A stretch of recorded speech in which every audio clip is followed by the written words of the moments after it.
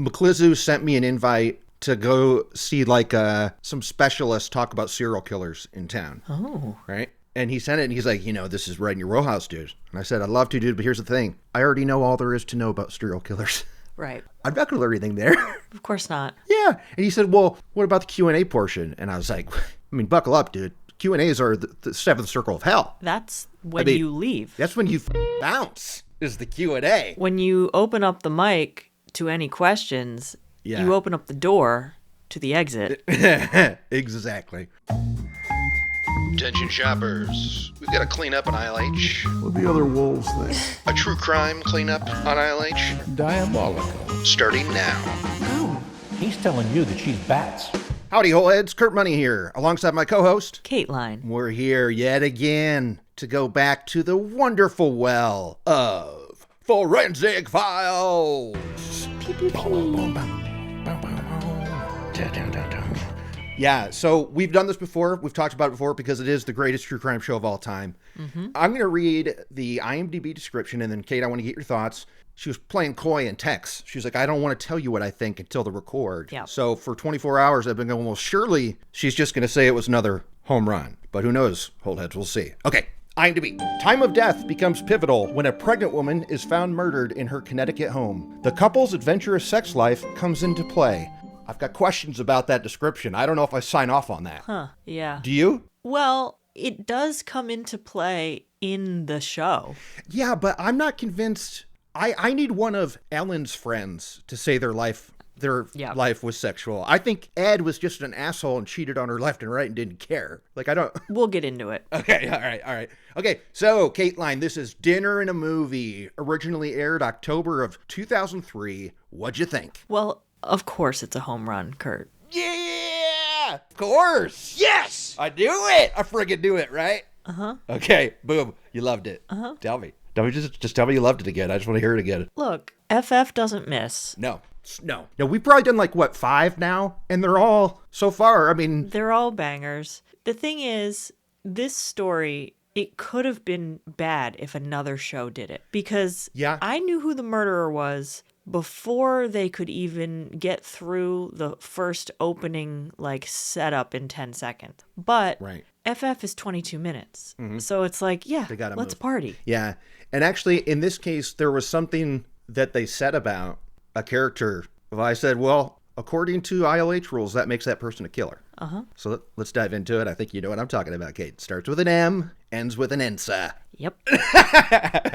Okay. Our story begins. This is August of 1985 in Niantic, Connecticut. Niantic. I've never heard of that. Have you? I have. Ed and Ellen Sherman have been married for 16 years. And this was it. This is when I knew, because they're talking about Ed and Ellen. They go, Ed, he is a finance teacher and also a member of Mensa. Mm-hmm. He's the killer. There we go. We're not even through the opening. Right off the bat. And was a member of Mensa, an organization for people with exceptionally high IQs. How delighted were you when they showed that f***ing Mensa logo? You were like, again, here we go. Honestly, I thought about adding it to my list. It's not a bad idea. Mm-hmm. It's not a friggin' bad idea. This is now twice, obviously. I wonder if there's a third one I'm forgetting, but... There is. It wasn't the killer, but we had a Mensa mention. Yeah.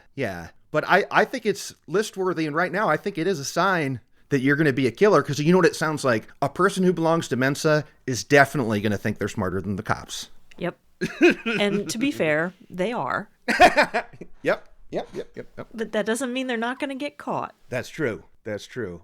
Ellen was 5 months pregnant and a real sweetheart. Naturally, everybody loves her. Of course. Everybody that met Ellen just adored her. It is a weekend in August, 85. Ed leaves for a sailing trip with his bros. And I say that because we talked to 2 of his bros that went on the trip, and they were like, it's just a guy's night out kind of thing, right? Just guys being guys. Just sailing. Just some bros sailing. Yeah, we always have a great time. And that's great sailing from Maine down. We stop at the vineyard in Nantucket and what have you. Boys' night out type thing. 2 days into the trip, it's Sunday, and he tries to call Ellen to see how she's doing, because again, she's pregnant. So he calls from the boat, and he's not getting a response. Nobody's picking up. He's getting worried. So he calls a close friend, or a sucker in this case, and says, hey, can you do me a solid? There's probably nothing doing there, but can you just swing over to our pad real quick and just make sure my wife is still alive? No reason why she wouldn't be, but just swing over there. And we talked to this guy. He tells us that he goes over there and he finds the house with all the lights on and the doors were locked, which was actually suspicious because these crazy kids were known for keeping their doors unlocked all the time. Insane. To the point where he said, one day you're going to come home and find everything's gone because y'all don't be locking these doors. And he knew something was up because the doors were locked. Yeah, absolutely. So he breaks in through a window. He finds an open window to crawl in through. And this is, I gotta stop you here for a quick BYB. Because this friend, I mean, I feel like the person reenacting them in the B-roll is older than the guy is now. And this was 20 years after the fact. Right? This was an old-ass guy that they had playing him. And they said, like, so-and-so crawls in through the window. So Fredrickson entered the home through an unlocked window. They didn't show us this actor crawling in through the window. No. They had him already in the kitchen, filming him from outside and had him walk away from the window. Like it was the tail end of him climbing in. And I was like, well done. Well done. They were trying to get him to do it on camera and it was just not happening. I want to see that. They got him a little stool and his big butt's like stuck there. Cheat and he's it. like, ah! We'll cheat it. Yeah. Busted. Okay, so he goes inside and he notices something else is going on in there. He says AC's blasting. The AC was blasting and not just on, but like set to an abnormally low temp. Yeah, and this is funny because, well, I'll say that till later when they describe it, but I can relate to this because people have said this about the many Kurt caves in my life. Growing up, all of us Myers are very hot. Is hot-blooded? Is that the term? We like it cold. Yeah. We love an AC, and people always whine about how cold it is over at our place and stuff. And I say, wah. Wear layers, O-dub. Really? Yeah. Look, I can't. When you're hot, you can't. There's a finite amount of clothing that you can take off to feel better. And when you're cold, you can keep putting clothes on until your heart's content. It's true. That's my theory. You can't take your skin off. Can't do it. No. Okay, so he finds the family dog alive. Probably a little hungry, but alive. Yeah. Goes upstairs, finds Ellen laid out on the bed. And he's thinking that she's like sleeping or something. Because again, he's like, there's no way. I didn't think that she'd been murdered. And why would I think that anybody would murder this wonderful person? But he goes up there. She's dead. She is not sleeping. She's dead. She is naked. And her underwear and clothing is on the floor. And to his eye, it looks like something sexual may have gone down. Well, to his eye, maybe, but definitely the cops show up and that's what they think. They think we've got underwear all over the floor. She's naked. She had something tied around her neck. Like this was a sexual assault. At first glance, as if she were the subject of a sexual assault. They also noticed that her fingernails were bent back. How about this? Like she was trying to grab whatever was strangling her neck. Yeah. Gnarly. Now, we just had fingernail trauma. We did. We just had it. They also pointed out that the fingernails had been ripped off. Every single one. Brutal. Brutal. I mean, that's torture. So it's shocking that it's up again. But imagine that. So they're all peeled back. And so they're thinking, okay, well, she probably left some marks on the killer. And I got to say this, when they're talking about the underwear and stuff, I'm waiting. I'm on the edge of my seat going, don't say the P word, y'all. Don't say it. A pair of panties. And they don't in this scene. Her night clothing was on the floor and her underwear and the bedding. Do they say it later? Stay tuned. Do they say it a bunch later? Stay tuned. They do. They do.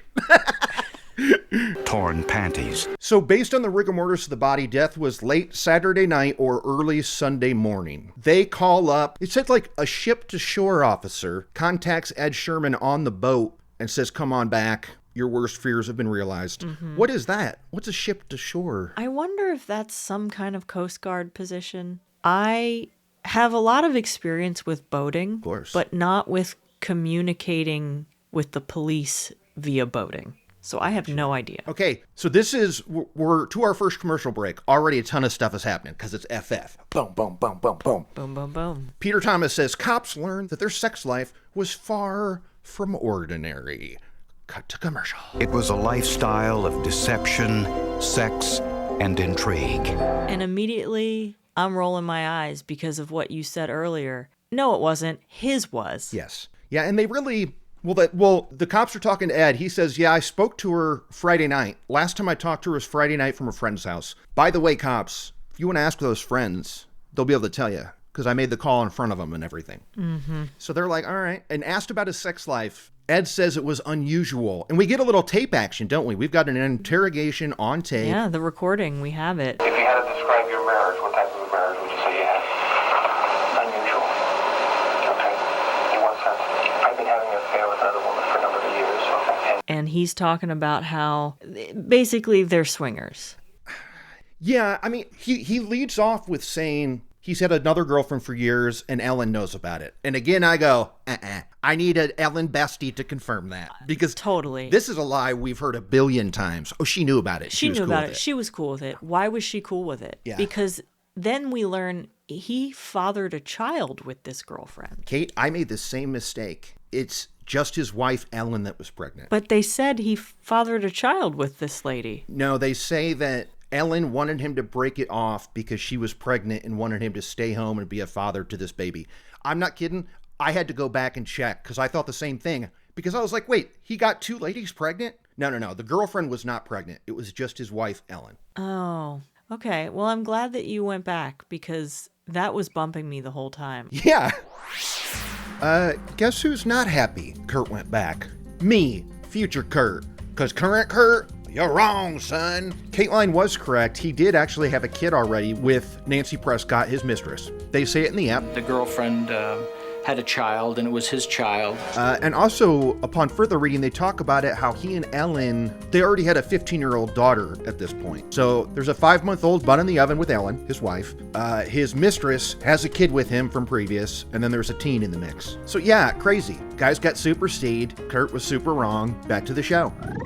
And this one friend, it's actually the same guy that Ed sends over to find the body. So again, this sucker. Poor sucker. He's like, I went to a New Year's Eve party at Ed's house once, and I had a young lady with me, and it was apparent at the end of the night that everybody was going to start swinging. We're going to start swapping. And he asked us if we wanted to participate, and we said no and left. Yeah. I just said, we'll leave, and we did. So Ed was really the one that was pushing that type of situation. Ellen did not want that in her life. But where was Ellen? Yeah, that's what I want to know. So was she...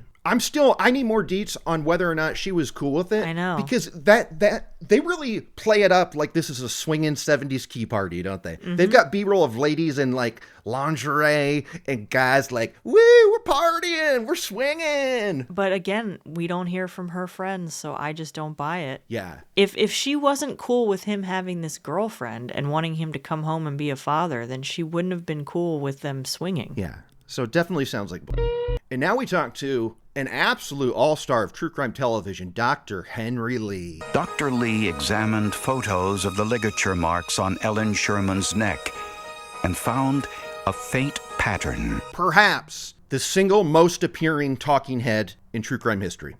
Are you with me? Because he's in like every FF? No, he's in a billion things. I mean, he worked on Ramsey, what's her name? I was going to say John Wayne Ramsey. JonBenet Ramsey. There it is. You don't recognize him? He's literally him and Werner Spitz are in a ton of shit. And they actually work together. It was either Staircase or JonBenet. But anyway, this is going to have no weight whatsoever if you're not familiar with him, because he has since been canceled. Uh-oh. He may have lied during some testimonies or something. Doesn't that throw out every single case he's ever worked on? That's what I thought. There's a documentary about it on Prime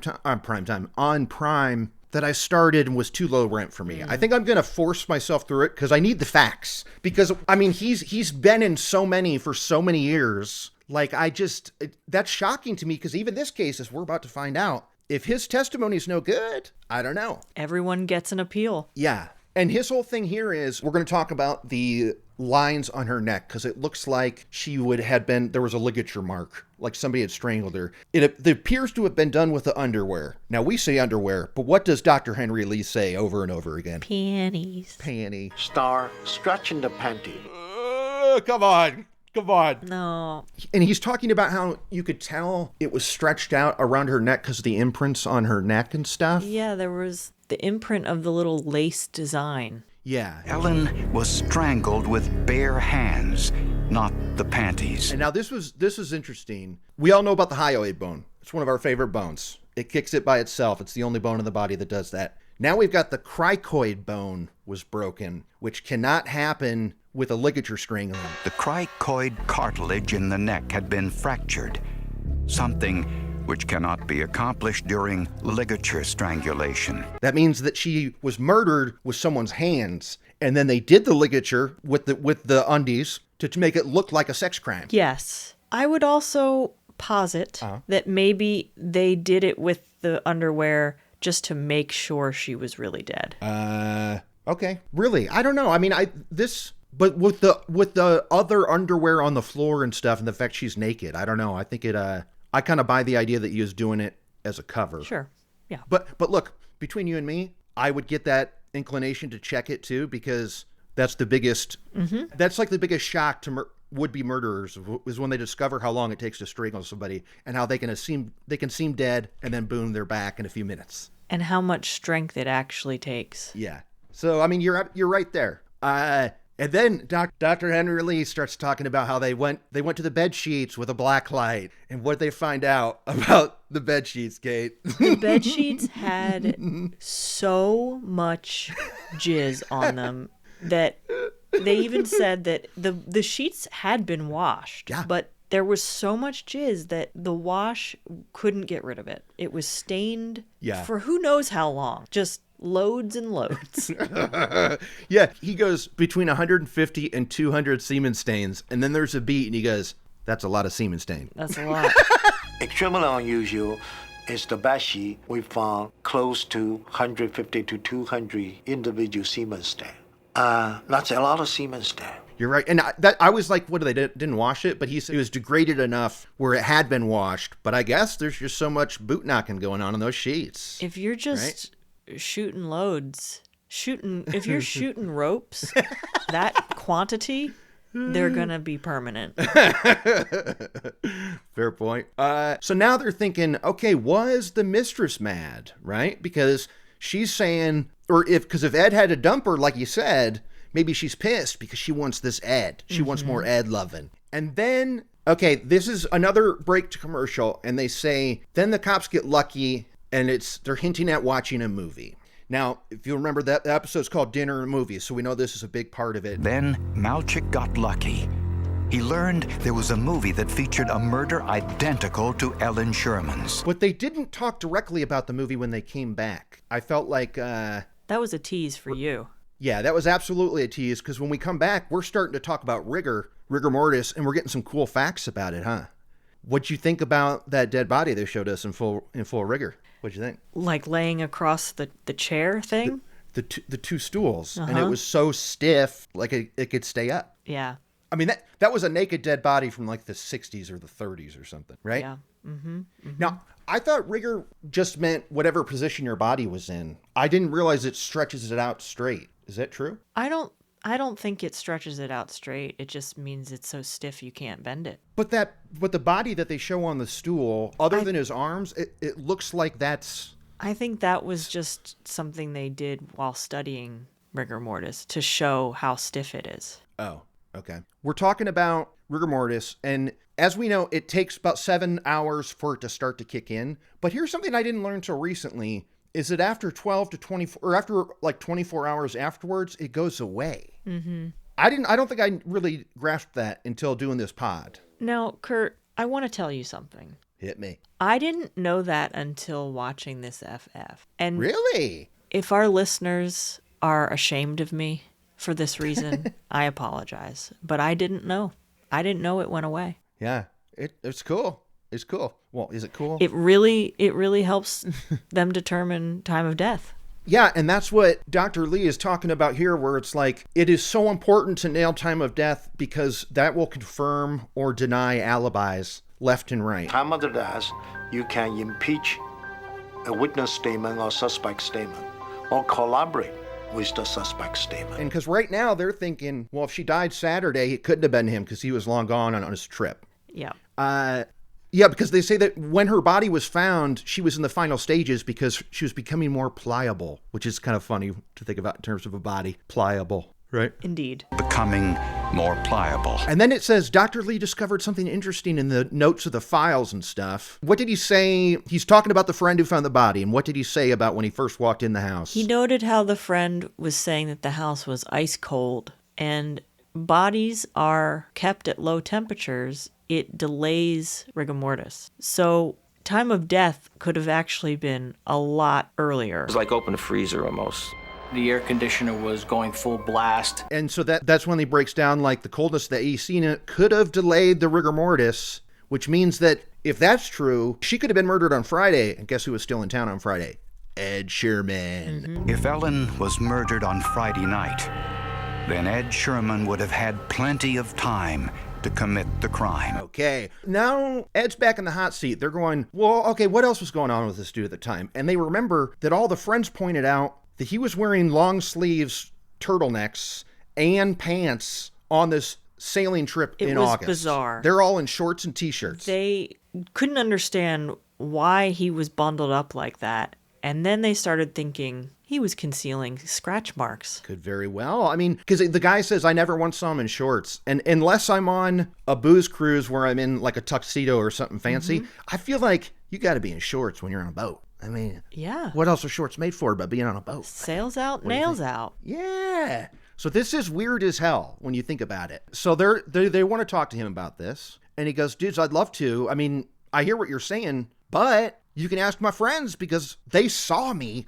talking to my wife on the phone Friday night. They said that Mr. Sherman did get on the phone when he's telling his wife, go to the bank to make this deposit. And in an episode of FF where I'm going, I can't wait till this movie fact. I can't wait till this movie fact. FF's like, don't worry, Kurt, we got another bomb. Oh, yeah. For you. Go ahead, Kate. What happens here? They talked to the friends who confirm that, yes, he was on the phone. But they didn't hear the conversation. Right. But someone did. It turns out the 8-year-old daughter, 9-year-old daughter of one of the friends picked up the phone to make a phone call in the middle of Ed's 100% fake call to his wife. Yeah. She said she heard him talking to the phone just ringing. Yeah. No one was on the other line, and she was like, well, that's weird. Yeah.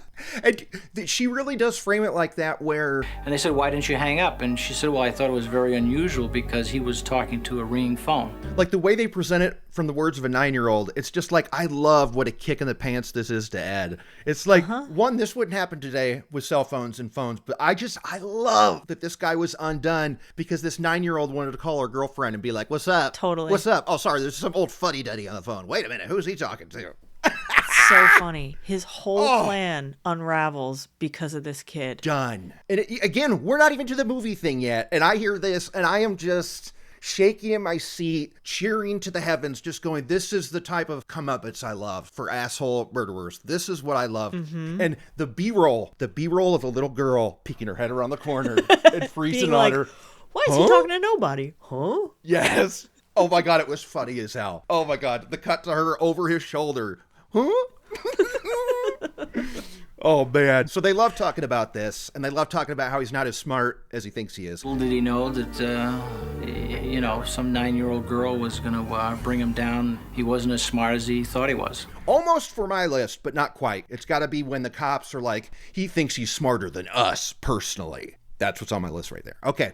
Then they talk to a witness who says that on Saturday morning she ran into Ed, I assume at a video store, because that's what the B-roll looked like, right? But was this Saturday morning the weekend of the murder? Yeah, I mean, maybe they left Saturday morning. So is it? He was at the video store before getting on the boat? Yes. Yeah. Okay. A witness told police that she had run into Ed on the morning of his sailing trip. Now, this is insane. And, okay, so they talk to a witness. Now, we don't hear who this witness is, male, female, young, or old. But something tells me the B-roll suggests it was a young babe, does it not? Yes. Okay. So he was flirting. Yes, absolutely. And that's what I want you to think about here when it comes to like delicious comeuppance. Okay. This guy's flirting with this girl at the video store. And he's like, yo, I just watched this awesome movie called Blackout. It is awesome. You should totally rent this movie Blackout. During the conversation, Ed recommended she watch a movie he particularly enjoyed called Blackout. What are you thinking now, Kate? What are you thinking? I'm thinking, well, this movie sucks, and I'm sure Kurt's seen it. Yeah, absolutely. And I'm sorry, is it on a list for Murder Mystery for us to watch and has been for over a year? Yes, Kate! It has? Oh, yeah. This has been on the list forever. Oh, wow. This baby. For this reason, and when we were trying to think of the premise for the Patreon, this was the beginnings of things based on true crime things. But this one's interesting because it's the other way around. Because what do we hear? They play us the clip from this movie, okay? It's called Blackout from 1985, starring Keith Carradine and Richard Widmark. And he's sitting there talking up this movie Blackout about how awesome it is. They cut to clips of the movie. They cut to a detective put in the VHS in the player and watching a TV with the movie playing. Loved it. That was some 90s B-roll setup for me too. That I loved. But in it, this guy kills his wife, and to throw the police off the scent, he hikes up the AC unit to full blast to delay rigor mortis. And we hear sound ups from the movie of Richard Widmark going like, we approximate 3 days because he tried to fool us with the air conditioning. The medical examiner estimates they were dead for at least 3 days. So that's clearly where Ed Sherman got the idea for this. So one, hilarious, he's telling people about this movie. What a fucking in the same weekend of the murder. Yeah. Now, here's what's really funny though, is you watch that movie, that's literally the opening scene. It's not it's not like the hook of the movie. It's not like the reveal in the third act. I'm not kidding. The inciting incident in this movie is like a family annihilator kills his family and sets him up and stuff. And then the whole movie is about that family annihilator escaped. Is it Keith Carradine who was in a major accident with head damage? Is that really the killer? And now he's remarried and stuff. That's what the movie's about. So Ed only made it about 5 minutes into this movie, and he was like, got it, turn it off. Take it back to the video store. Done. That killed me when I watched the movie. I was like, it's already the part? I mean, it's genuinely the opening scene. Oh, God. And now, look, this is a little section called Only Kurt Cares. But, damn it, I'm going to talk about it, okay? They show him holding a VHS of Blackout in the B-roll. Now, I think they're guilty of stretching it a little because in the 90s, people thought that looked cinematic to mess with the aspect ratio, to stretch it a little bit. I don't know if it's that, because the VHS does not look like a standard issue VHS, so I'm thinking this is a prop of some kind. Because here's what's nuts, is the box to the VHS they have, it has the image of the guy in the poster, but it's a different font. And I'm going to send you a pic right now via the thing, Kate. The VHS box and font and poster of this baby rules. And I don't know why, if they couldn't find the VHS or weren't allowed to use it, because I'm sure they weren't allowed. But they were allowed to show the movie. I mean, that was really the movie. Yeah, you're right. Okay, so I just sent it to you. So that's the real one. That's the real one here. Now I'm going to send you a still from the episode. And you'll notice that it appears to be the same character, but look at how terrible the fucking font is on this. Here it comes. Oh. Dog shit. Oh, God. Right? It's very terrible. Yeah. So I was trying to get to the bottom of this. I did find one website that had that same image for a DVD cover, but all the official release info, all the one sheets, and all the actual VHS cases I can look at, it's with at least the font is the same. So I don't know if that's fake, but isn't the real one dope? It is. Like the red box and stuff. Yeah, cool. Okay. That GIMP mask though is really creepy. I mean, I think it's a grewhat friggin' poster. Oh. Yeah, it is a straight up GIMP mask. I was wondering if there was an official term for that, but I think that might be it. GIMP mask. That's what I call it. That's what you call it in your dungeon? Mm-hmm. Okay, cool.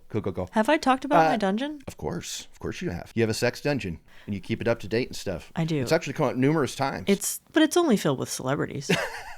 Oh, okay. All right, well, that's good. Not real people. Not real people, I said. Like celebrities aren't people. Good, honey. Now the cops are thinking about this. I mean, thank God they heard this story from this witness. Mm-hmm. But friends are like, oh yeah, you know what else was weird? Ed was really curious about time of death. He kind of wouldn't shut up about it. He kept asking like, hey, how do you think they determined that? Do you think they figured that out yet? And then his bros on the boat are like, I don't know, man. Yeah, I don't know, dude. He asked me once, he asked me 10 times, do you know if they've determined the time of death? He was very interested in that.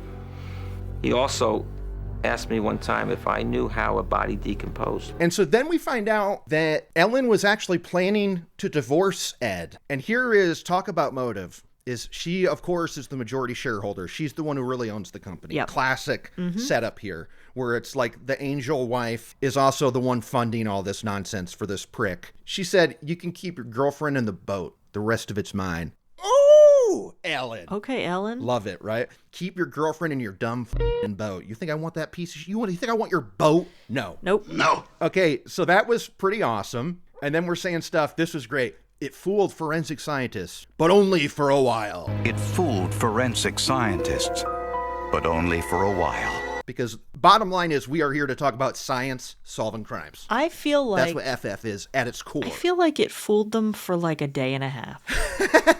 Yeah, I mean, I want to know when they got word from the friend, the 9-year-old that was wanted to be on the horn with her buddy. That's what I want more deets on that. Like, when did they get that call? So 6 years after death, he goes to jail, or he goes to court. He goes to trial, gets 50 years. Doesn't matter, because what happens 3 years after he's in jail, Kate? He dies of cardiac arrest. Guy has a heart attack 3 years in. Not cool, right? Not cool. And it's like, I mean, there's so many things that you wish you could do to prevent a murder. But I wish I could go to Ed on Thursday before this weekend and go, dude, you're going to be dead in 3 years. Can you not walk away? Yeah. I mean, I guess it would be 9 years from then because there was 6 years before the trial. But still, I don't know, dude.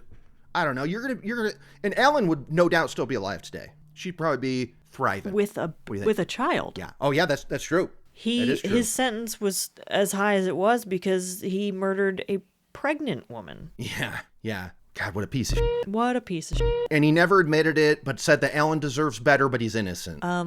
What? No. All right. I think it's time for those lists. What do you got? Kate's unnamed list. I don't really have anything. However, do tell. I was wondering if you noticed something or if maybe my ears were playing tricks on me. Hit me. But during the portion where they talked about the trial, did Peter Thomas refer to the jury? I've got this written down. So yes, go ahead. As the juri. No, it's jurors. But he says it funny as hell. He was saying jurors? It sounded like juri, like he made up the plural of jury, even though it's jury or jurors. Yeah. I mean, if he had, I would have supported it. And the forensic evidence mattered most to jurors. Now, the way that they talk about this leaving your doors unlocked thing, that is small town behavior. But what's so interesting about this is that the people in the story were telling them, do not do that. It's going to be bad for you. Yeah, it doesn't count. Also, it's not a small town. Well, of course not. But I just mean, like, usually when we hear this, it's because it's in the 80s or whatever, or it's a super small town. But they were the only people in the story that were like, it's fine. Leave it unlocked. That's our thing. That's what's up with the Shermans. You know, I grew up in a very metropolitan area, and a friend of mine, their doors were always unlocked. Not just unlocked, but literally open all the time. Yeah. All day. Yeah. And no one would be home. Or no? No screen door. They just let the dogs come in and out, and they never got robbed. Yeah. I think when it's like that, people aren't going to rob you because they're like, well, they got to be home. I mean, the door is literally open. You're right. So maybe it's a smart move. Because if I was a robber, I'd be going, well, they're moving something in and out right now. It's a bad idea. And the dogs are there. It's like, nah. Yeah. Hey, I wonder if that dog that was left and starving, that sounds like a great gift for that 9-year-old girl who saved the day. What do you think? Yeah. Here's a little puppy. There you go. Okay. On to Kurt's Kick-Ass List. Kick-Ass List. Movie stuff left and right. I mean, the premise of this whole app, dinner and a movie, Kurt's Kick-Ass List. But it was an old movie, an overheard telephone call, and an air conditioner that cracked the case. Obviously, talking about the name of it, Blackout, loved it. Kurt's Kick-Ass List. Ed recommended she watch a movie he particularly enjoyed called Blackout. And then one of the talking heads did not say movie or TV show or anything, but damn, she was so close I got to count it because she was talking about how truth is definitely stranger than fiction. Mm-hmm. That's Kurt's Kick-Ass List in spirit because they're talking about movies and stuff, right? Yeah. Truth is absolutely stranger than fiction. Okay. And good old-fashioned signs of a struggle. Signs of strugg. Dr. Lee stepped up. It's so because what's funny is he's talking and he goes, no signs of ransack or violent struggles. And I'm sitting there with my notes going, I got to count it. I haven't had one in a while. Mm-hmm. I guess it's not a fish, but all the words are there. No sign of a ransack or violent struggle. And then literally the next thing he said was signs of struggle. So he was like kind of said it twice. Boom. Yeah. Boom, boom, boom. A sign of struggle. All right, so that's going to do it. Another friggin' killer FF. And don't worry, there's more where that came from. I almost picked one that has the old... So there's 2 title sequences for Forensic Files with 2 different theme songs. And it was also originally called Medical Detectives. So one of these days, we're going to do one of those. And you're going to be like, what's the show I'm watching? Wow. You got anything else for us, Kate? That's going to do it. And on that note, I'm Kurt Money. I'm Kateline. That's a lot of Siemens there.